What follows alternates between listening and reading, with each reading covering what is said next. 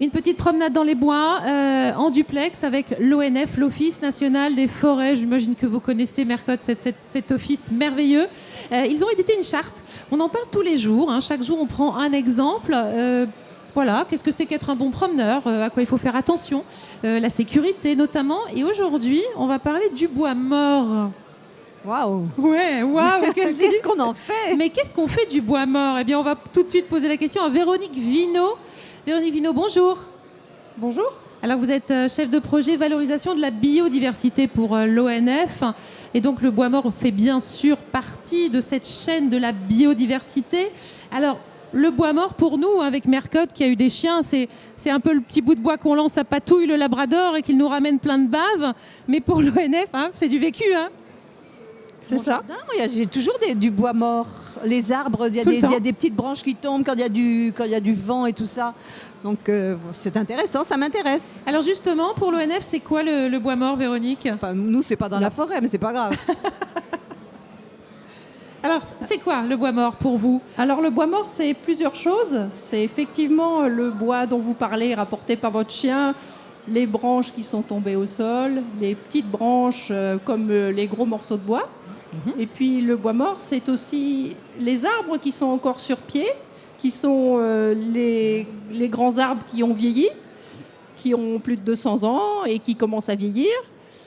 Les arbres qui ont été aussi touchés par les événements naturels, les tempêtes, et qui servent aussi à abriter un tas d'animaux et un tas d'espèces dans la forêt.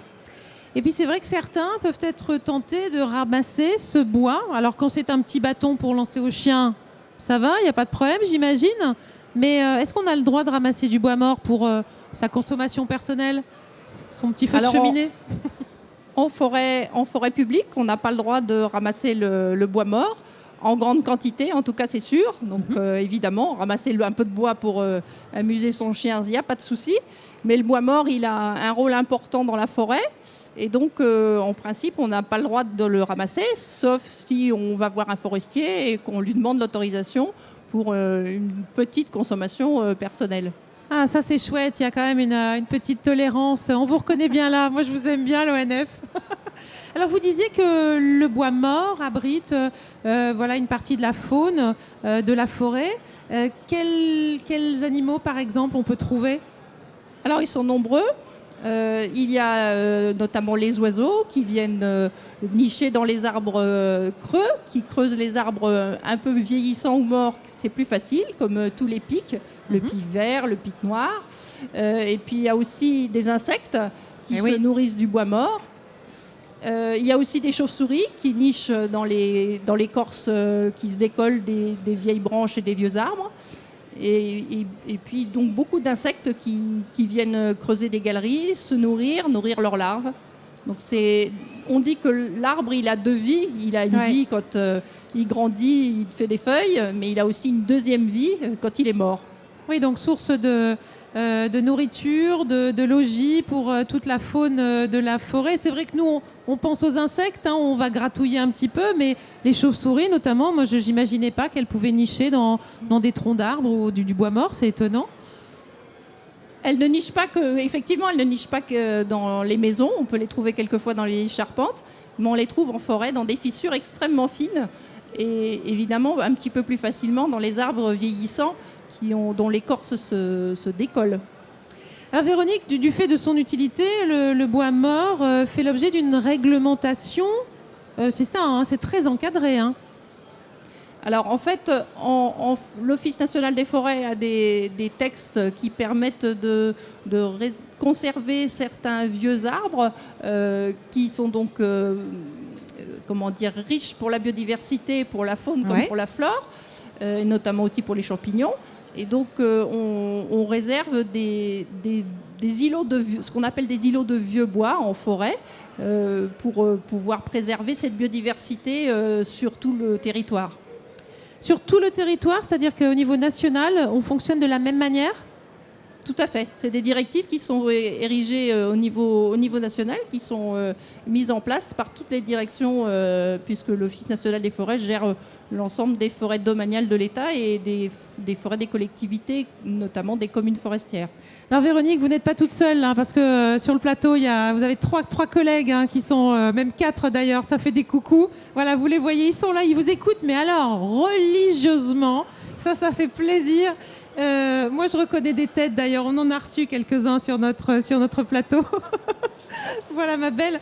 Je voulais vous demander, alors on parle aussi de la charte du promeneur. J'imagine qu'un arbre mort, ça peut être dangereux si on ne fait pas attention, si on ne sait pas où on met les pieds. Véronique ?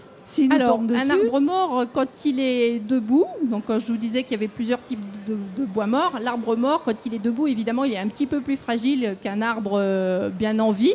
Bien que les tempêtes, on a pu le voir il y a quelques années, mettent aussi au sol des arbres bien vivants. Donc c'est vrai que les forestiers, dans les forêts qui sont très pratiquées par les promeneurs, les cyclistes et les cavaliers, s'appliquent à vérifier qu'il n'y a pas d'arbres morts, donc plus fragiles, en bord de chemin, pour éviter qu'une branche un peu importante ou l'arbre lui-même ne tombe. Et c'est pour ça aussi que l'on demande aux promeneurs de ne pas aller à l'intérieur des parcelles forestières. C'est une des raisons pour lesquelles on leur demande cela, pour éviter de se trouver dans un endroit où il y aurait des arbres morts plus fragiles. Voilà, bien évidemment. Et puis on a aussi les arbres les branches et les gros arbres au sol. Et c'est vrai qu'une forêt, elle est riche parce qu'elle a un humus et des arbres au sol. Et quelquefois, le sentier a l'air... les abords de sentiers ont l'air encombrés, donc il vaut mieux se promener sur les sentiers. Véronique, je suis avec une Savoyarde, hein, c'est Mercotte. Il y a de la forêt en Savoie, non ? Bien si sûr, je me trompe. Bien sûr. Ouais. Et alors, cette initiative, ce témoignage sur le bois mort. Non, mais c'est très intéressant. Moi, je connaissais pas tout. Enfin, je connais les arbres morts. Moi, j'en ai un qui est tombé dans ma propriété, un Ginkgo biloba. Il est tombé carrément. Il était vieux, il est mort. Mais il est tombé tout seul, il n'a pas touché la façade, mais ça a failli. Ouais, donc c'est vrai que c'est impressionnant. Mais c'est vrai que je ne savais pas qu'il fallait ne pas sortir des sentiers. Par exemple, quand on va cueillir des champignons, moi je suis allée avec Régis Marcon cueillir des champignons à Saint-Bonnet. On marchait un peu partout, hein. Donc on ne faisait pas très attention. La prochaine fois, je ferai très attention. Et voilà. Merci beaucoup en tout cas, Véronique Vinault. Merci. Pour tous vos conseils. Et puis on se retrouve demain avec, je ne sais pas qui d'ailleurs, un de vos collègues. Je vais faire plouf plouf là. Ah oui, c'est Michel Ingrand qu'on va retrouver demain. On va parler des chantiers forestiers. Allez, je vous dis à bientôt. Au revoir Véronique. Merci. Au revoir. Au revoir. Et tout de suite, il est l'heure de retrouver Anne-Sophie Lesage pour la météo du salon.